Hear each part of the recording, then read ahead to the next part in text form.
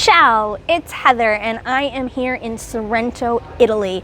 And for me, this is the gateway to the Amalfi Coast. We've all heard of it, we've all wanted to come here. It's basically a dream vacation destination. For good reason, it's stunning. But I like to stay in Sorrento because it's a good base, especially if you're flying into the Naples airport. It's a quick ferry ride away or a car ride away. And then you have access to ferries up and down the coast for quick access between both the mainland and the coast. So let's go get our Italian vacation on.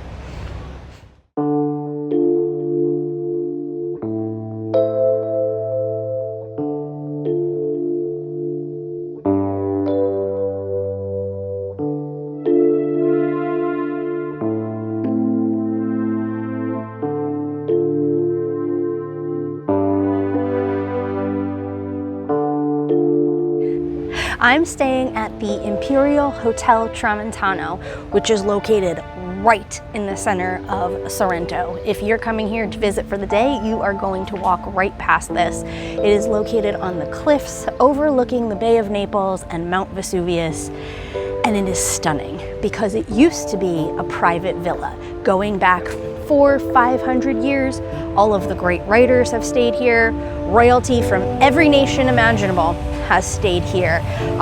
But what I love about it is that it feels like it's stuck in the 19th century, and that's kind of where I wish I lived. Like, Downton Abbey is my jam, and this is like Downton Abbey in Italy. It's so beautiful. It's got all of these beautiful yellow, gold, and blue tones, sea views. You just feel like you have stepped back into an imperial palace. You are served on fine china. The staff is here to anticipate every need. And I honestly cannot think of a better place to stay when I come to Sorrento.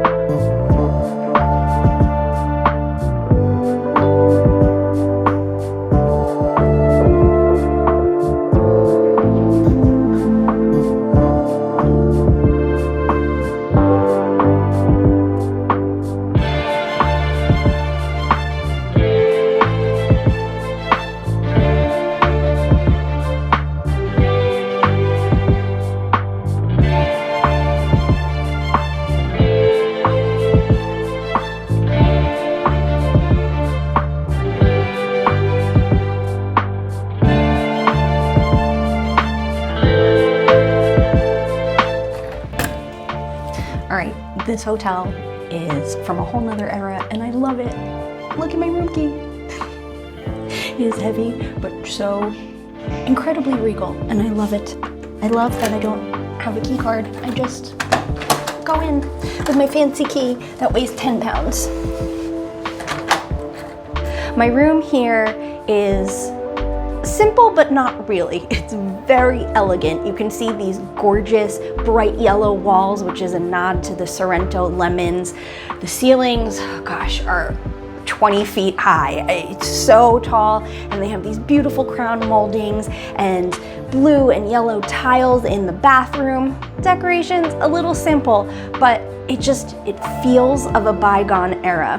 But the reason I really wanted to stay at this hotel is this. Come on.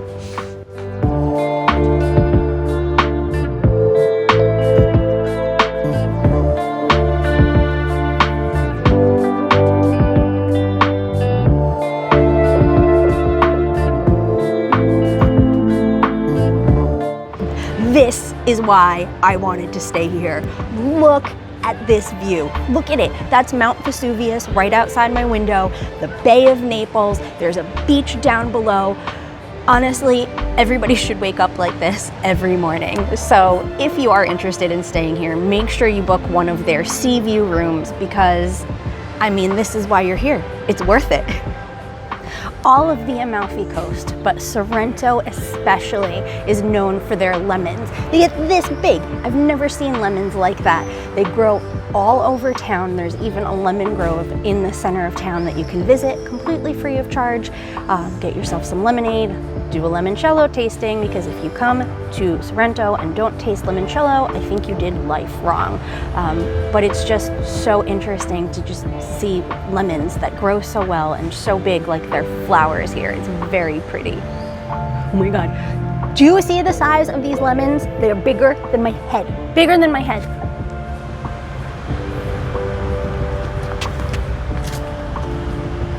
So this is fresh squeezed lemon juice right off the tree out there. I feel like it does not get any fresher. I even have a lemon tree in my backyard. I don't make lemon juice this fresh. It's really good. It is very sour. There is no sugar in this, so you have to add your own. But honestly, I like it just lemon juicy. It's great. Make sure you try the lemon delight cake. It's kind of the specialty around here, and it's so light and fluffy and just the tiniest hint of lemon. It's very good.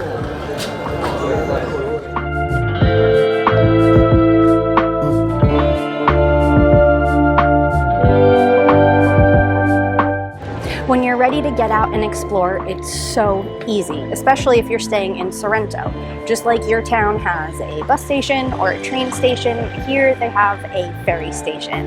And you just walk on down, walk up to the ticket booth, tell them where you want to go, and you can get a one-way or a round-trip ticket to basically anywhere in Naples, Capri, the Amalfi Coast. It's super easy, and most ferries are only around 30 to 40 minutes long.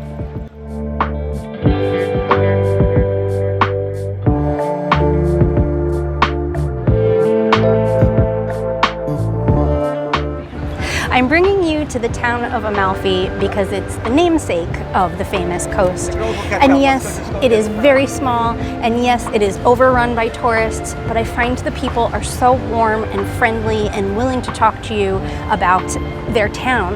And also, this is where I come to do my shopping, because if you know where to look, you will find really beautiful handcrafted products. So for example, just off the main square, there is D'Antichi Saporia, which is a limoncello maker.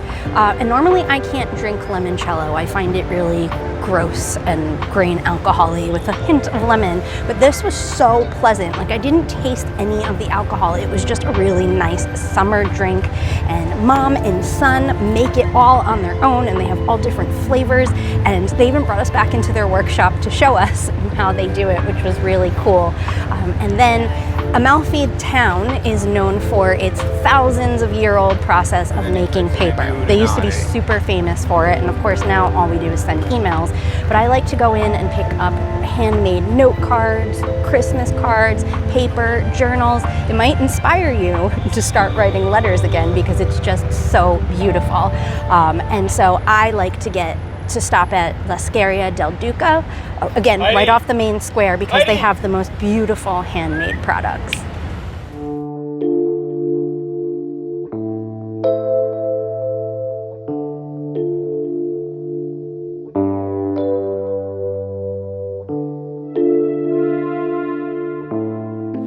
Positano's having a moment now, isn't it? I get it. It's beautiful. It is absolutely beautiful. There are all these pink and yellow buildings built into dramatic cliffs that basically just fall right into the sea. And it's lined with this very strange gray sand beach that we would call dirt anywhere else, but it's so powdery and beautiful, and it's lined with yachts in this ocean. And it's just, I get it. I get why we all want to come to Positano. That's why I brought you here. And you should all come. It's gorgeous. But it is very touristy. I basically get off the ferry, eat way too much food, and have a little bit too much wine at Chez Black, which is right on the harbor. Walk inland, go to La Safari and one of the other sandal places, do a little bit of shopping, and then make my way to the top of that very tall mountain and have a cocktail or two at La Sirèneuse. Because it's too hot to do anything else.